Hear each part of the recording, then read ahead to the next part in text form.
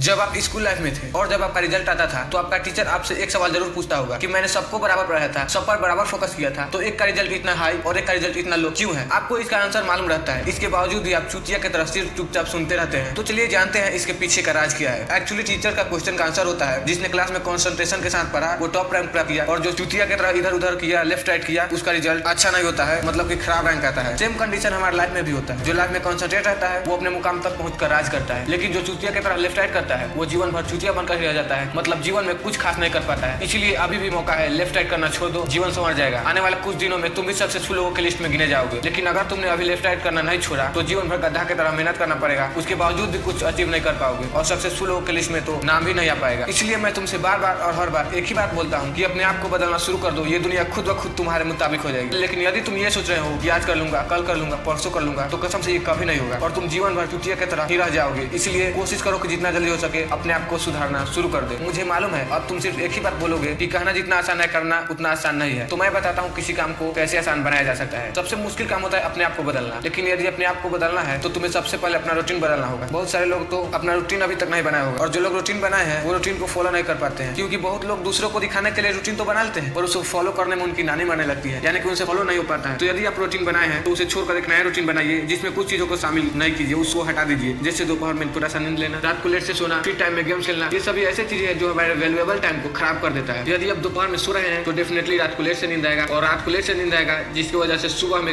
Late से नींद खुलेगा, और यदि जबरदस्ती सुबह उठ भी रहे हैं तो पूरा दिन वीकनेस फील होगा। बहुत लोगों को ये लगता है कि रात को लेट से सोता हूँ पर सुबह जल्दी उठकर मैं अपना सारा काम ही पूरा कर लेता हूँ, तो ऐसे चूतिया लोगों को रेत में मछली पकड़ने का क्षमता रहता है, इसलिए मैं उनके बारे में कुछ नहीं कर सकता हूँ। आप अभी सब काम तो कर लेंगे पर आप कभी भी अपने दिमाग को कंट्रोल में नहीं रख सकते। तो ये कुछ काम है जिसे आप डेली रूटीन से हटाकर कुछ दिनों बाद आप खुद व खुद अपने आप को बदले हुए पाइएगा। एट लास्ट मैं आपसे इतना ही कहना चाहता हूँ कि यदि आप अपना जीवन चूतिया लोगों से हटकर बिताना चाहते हैं तो अभी से कंसंट्रेशन के साथ आगे बढ़िए।